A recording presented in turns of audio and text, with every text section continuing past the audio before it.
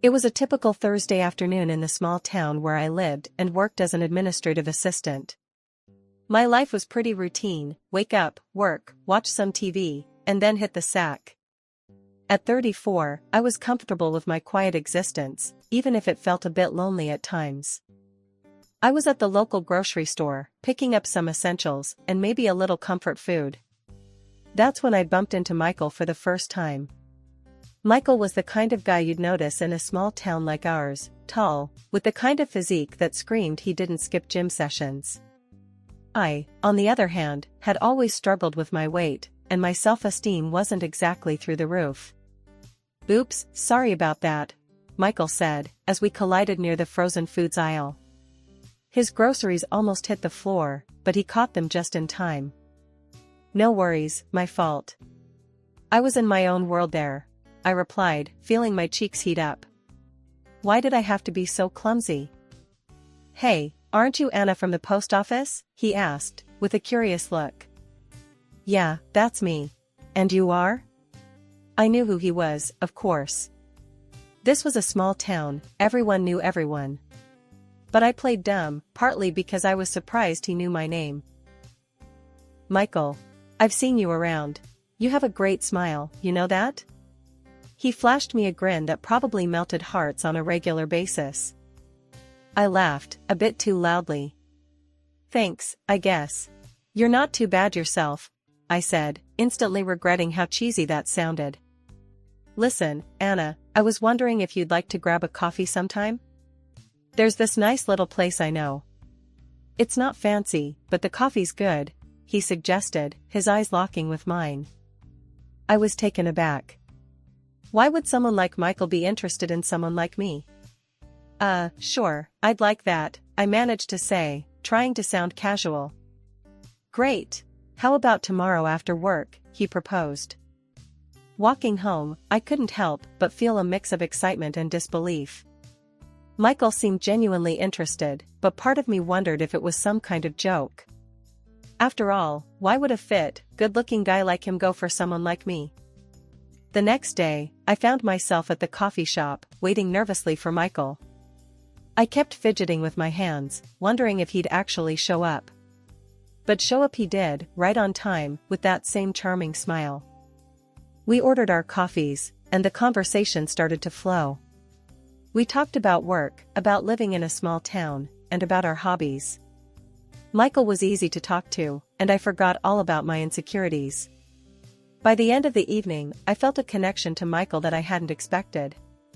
Maybe, just maybe, this was the start of something new. A few weeks had flown by since our first coffee date, and things with Michael were moving fast, faster than I had ever anticipated. You won't believe it, but we were preparing for the wedding. We were at Giovanni's, the fanciest place in town. Michael had insisted on dinner, saying he had something important to discuss. "So, Anna," Michael began, his voice smooth as he sipped his wine. "There's something we need to sort out." I felt a lump form in my throat. "What do we need to sort out?" I asked, fearing the answer. "It's about the wedding," he said, pausing for effect. "There are some additional expenses that have come up, stuff I hadn't anticipated. And, well, I'm a bit short on cash right now." I blinked, trying to process what he was saying. This wasn't exactly the romantic scene I had envisioned. Additional expenses? How much are we talking about here? He hesitated, then blurted out, 20,000. I know it's a lot, but it's just to cover the extra stuff, you know, to make our day perfect. I nearly choked on my wine. 20,000? Michael, that's a huge amount of money. Where is all this coming from? I thought we had a budget. He reached across the table, taking my hand. I know it's a lot. But trust me, it'll be worth it. We'll have the wedding of our dreams. I just need a bit of help getting there. I pulled my hand away. Help? Michael, you're asking me to give you $20,000. That's not just a bit of help. That's a massive loan. He leaned back, his expression one of frustration. Look, Anna, I wouldn't ask if it wasn't important. I want this wedding to be something we'll both remember forever. Isn't that worth investing in? The rest of the dinner passed in a blur. I was too caught up in my thoughts to pay much attention to the food or the forced conversation that followed. Michael's request had thrown me, but I was in love and believed him unconditionally, so I agreed. After the dinner at Giovanni's, things got weird. Michael started acting dodgy, always on his phone and making excuses when I asked about the wedding plans. I tried to shake off the feeling that something was off, telling myself it was just pre-wedding jitters. Then, 2 days after I handed over the money, I came home to an empty rented apartment. Not just empty of Michael, but of all his stuff too. It was like he'd vanished into thin air, taking his belongings with him. The only thing he left behind was a note on the kitchen table. I picked it up, my hands shaking as I read the words that would change everything. Anna. Thank you for the money, I will spend it on a wonderful trip with my girlfriend. I'm sorry, but you're too fat and ugly for me.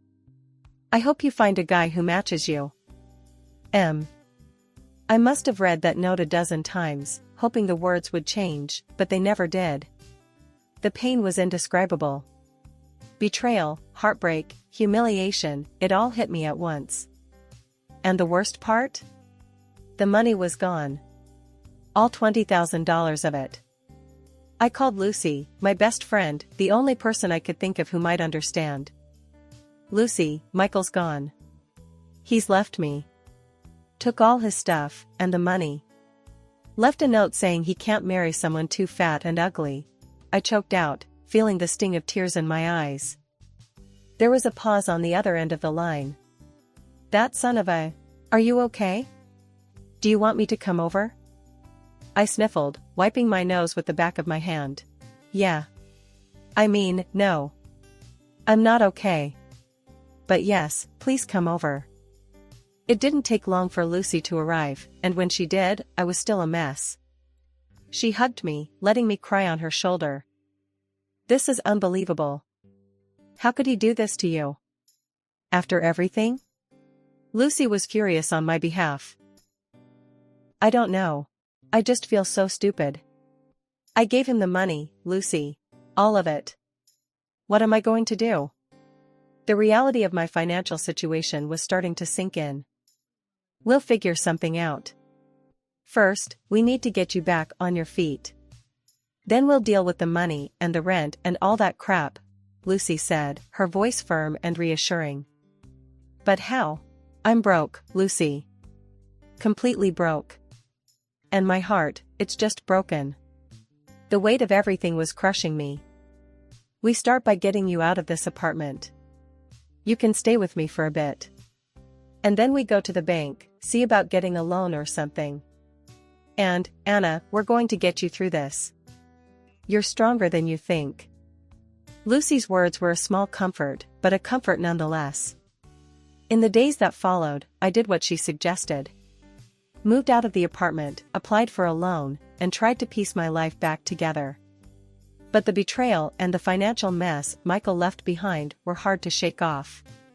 It felt like I was living in a nightmare, and no matter how hard I tried, I couldn't wake up. Moving in with Lucy was supposed to be temporary. Just until I got back on my feet, I kept telling myself. But days turned into weeks, and the weight of what happened with Michael wasn't lifting, it was getting heavier. I can't believe that jerk did this to you, Lucy said one evening, as we sat on her couch, a pile of unpaid bills on the coffee table. And left you with all these debts. I took a sip, the warmth of the tea doing little to comfort me. I've been thinking about getting a second job. Maybe at the diner or the gas station. I need to start paying off these debts somehow. That's a start, Anna. But what about talking to a lawyer? Maybe there's a way to get some of the money back from Michael. I shook my head, a bitter laugh escaping me. With what money, Lucy? I can't even afford a lawyer. And even if I could, Michael's gone. Vanished. No one knows where he is. The conversation hit a dead end, as it often did these days. The reality was, I was stuck. Stuck in a situation I never imagined I'd be in, struggling to find a way out. The next few weeks were a blur of job applications, rejection letters, and growing despair. I managed to get a part-time job at the local diner, but it was barely enough to cover the interest on the loans, let alone the principal amount. And yet I fought, I tried with all my little strength. Lucy was there, and that was the main thing. Once she hinted that I could ask my parents for help, but I categorically refused. I'm 34 years old, and I can handle all this on my own. A few months passed, I worked 2 jobs, paid off the loan and even rented a small apartment, finally moving out from Lucy. The upcoming Valentine's Day was just another reminder of how far my life had veered off course. Planning to spend the evening with nothing but my cat and a large pizza for company, I wasn't expecting anything out of the ordinary. That's when the unexpected happened. The doorbell rang, and I figured it was the pizza delivery. Swiping a hand over my face to wipe away the remnants of tears and straightening my pajama top, I shuffled to the door, ready to face the only date I had that night, a large pepperoni with extra cheese. But it wasn't the pizza guy. Instead, there stood a delivery man holding the largest bouquet of roses I'd ever seen, looking like he was trying to find the recipient of a mistaken order. "Anna Smith?" he asked, a bit uncertain. "Yeah, that's me. But I think you've got the wrong place." "I didn't order any flowers," I said, confusion lacing my voice. "No mistake, ma'am. These are for you," he said, handing me a small card that came with the bouquet. I took the card, my hands shaking a bit as I read the message. "You're beautiful. I've liked you for a long time, but I want to remain anonymous for now." My heart skipped a beat. "But who sent these?" I asked, looking up at the delivery man, who merely shrugged. "Sorry, ma'am. I just deliver 'em. Don't know anything about the sender," he said before turning to leave. Closing the door, I stood there, holding the bouquet and the note, feeling a mix of emotions. Confusion, surprise, but most of all, a tiny spark of hope. Someone out there thought I was beautiful. After everything that had happened, it felt like a lifeline. I called Lucy, unable to keep this to myself. "Lucy, you won't believe what just happened. I got flowers." "From a secret admirer," I blurted out as soon as she answered. "Wait, what? Flowers? On Valentine's Day?" "Girl, spill." Lucy's voice was a mix of excitement and curiosity. I told her about the delivery, the note, and how it made me feel. There was a pause on the other end of the line. "Anna, it's wonderful. But also a bit creepy, don't you think? Secret admirer and all?" Lucy finally said, her tone a blend of happiness for me and concern. "I know, it sounds crazy. But right now, I'll take a bit of wonderful in my life, even if it comes with a side of creepy," I admitted, feeling a smile creep onto my face for the first time in months. "Fair enough. Just be careful, okay? And hey, enjoy the flowers. You deserve to feel beautiful, because you are," Lucy added, her words warming my heart. The rest of the night, I found myself glancing at the bouquet, letting myself dream a little. It was a small gesture, but it marked the beginning of something new for me. I wasn't ready to jump back into the dating scene, but this mysterious gesture made me feel seen, valued, and most importantly, it sparked a change within me.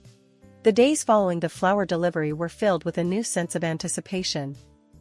Each morning, I found myself looking out the window, half expecting another surprise delivery. And then, it happened again. I was at work, drowning in a sea of paperwork, when a delivery guy walked in with a parcel. My heart skipped a beat when he asked for me. The office went silent, everyone's eyes were on me as I signed for the package. "Looks like someone's got a secret admirer," teased Mark, one of my coworkers, as he leaned over my desk with a smirk. I rolled my eyes, trying to ignore the butterflies in my stomach. "Yeah, well, let's not make a big deal out of it," I mumbled, feeling my cheeks heat up. I waited until lunchtime to open the parcel, curiosity getting the better of me. Inside, there was a beautiful brooch and a note that read, "To you, my true love. You are beautiful. That evening, I called Lucy to tell her about the latest development. Another gift? And this time a brooch? Wow, this admirer of yours is really laying it on thick, Lucy said, her voice filled with amusement. I know, right? It's kind of overwhelming. But also, kind of nice? I admitted, fiddling with the brooch. Just kind of nice? Girl, you're glowing. I can practically hear the smile in your voice, she teased. A few days later, buoyed by the mystery and kindness of my secret admirer, I found myself walking a little taller, smiling a bit more. It was as if the small acts of kindness were slowly chipping away at the walls I'd built around myself. Then, on a whim, I decided to wear the brooch to my favorite coffee shop after work. As I sat there, sipping on my latte and reading a book, I couldn't help but feel a pair of eyes on me. Looking up, I caught the gaze of a man sitting across the room. He was handsome, with a warm smile that made my heart do a little flip. He raised his cup towards me in a silent toast before standing up and walking over. Hi, I couldn't help but notice that brooch. It's quite beautiful, he said, nodding towards the pin on my jacket. I felt my cheeks warm up. Oh, thank you. It was a gift, I said, suddenly shy. A gift? Sounds like someone thinks quite highly of you, he replied, his smile widening. Yeah, it seems so, I said, tucking a strand of hair behind my ear. I'm Anna, by the way. Nice to meet you, Anna. I'm Alex. Do you mind if I join you? He asked, gesturing to the chair opposite me. Not at all, I said, my heart racing. Was this a coincidence, or could Alex be? We talked for what felt like hours, about everything and nothing. For the first time in a long time, I felt a genuine connection with someone. But the question of whether he was my secret admirer lingered in the back of my mind. As the evening came to a close, Alex stood up to leave. I had a great time talking to you, Anna. I hope we can do it again soon. I'd like that, I said, my voice barely above a whisper. He smiled, gave me a small wave, and then he was gone. I sat there for a moment, lost in thought. Whether Alex was my admirer or not, one thing was clear, I was starting to feel alive again. The next few weeks flew by in a blur of excitement and curiosity. Alex and I started seeing each other more often, going for walks, catching movies, and spending hours talking about everything under the sun. Yet, the identity of my secret admirer remained a mystery, one that tickled the back of my mind but didn't consume my thoughts as it once had. One evening, over coffee at my now favorite spot, I decided to bring it up with Alex. Alex, can I ask you something kind of odd? I started, stirring my coffee nervously. He looked up, his eyes curious. Sure, anything. What's up? It's just, well, before we started hanging out, I received these gifts from a secret admirer. And part of me wondered if it was you, I said, finally voicing the suspicion that had been dancing around in my head. Alex raised his eyebrows, a smile playing on his lips. Me? A secret admirer? That's kind of flattering, but no, Anna, it wasn't me. I'm more of a direct approach kind of guy, he confessed, reaching across the table to squeeze my hand. Oh, I said, feeling a mix of disappointment and relief. I guess it was a silly thought. Not silly. Just shows you're loved by more people than you realize, he said warmly. The conversation shifted to other topics, but the mystery of the secret admirer lingered in my mind. It wasn't until a few days later that the truth finally came out. Lucy and I were at my place, having one of our movie nights, when she suddenly turned to me with a serious look on her face. Anna, there's something I've been meaning to tell you, Lucy began, pausing the movie. What's up? I asked, sensing the gravity in her tone. The gifts, the flowers, the brooch. It was me. I sent them, she blurted out, her eyes searching mine for a reaction. For a moment, I just stared at her, processing her words. You? But why? Lucy took a deep breath. After everything with Michael, I saw how much you were hurting. You deserve to feel special, loved. I thought, maybe if you thought someone was out there admiring you, it might help you see yourself the way I do. I was speechless. The gesture was so thoughtful, so like Lucy, yet I couldn't believe she had kept it a secret for so long. Lucy, I don't know what to say. That was incredibly sweet, but you didn't have to do that. I finally managed, my voice thick with emotion. I know I didn't have to. I wanted to. You're my best friend, Anna. I hate seeing you sad, she said, her own voice cracking. We hugged, a long, tight embrace that said everything words couldn't. When we pulled apart, I wiped away a tear. You're the best friend anyone could ever ask for, you know that? I said, smiling through my tears. From that point on, the shadow of my secret admirer faded away, replaced by the warmth of true friendship and the beginning of something real with Alex. Lucy's act of kindness had been the push I needed to start healing, to open up to the possibility of love again. And for that, I was eternally grateful. A year and a half of twists and turns, and just when I thought life had settled into a comfortable rhythm, the past decided to knock on my door. Literally.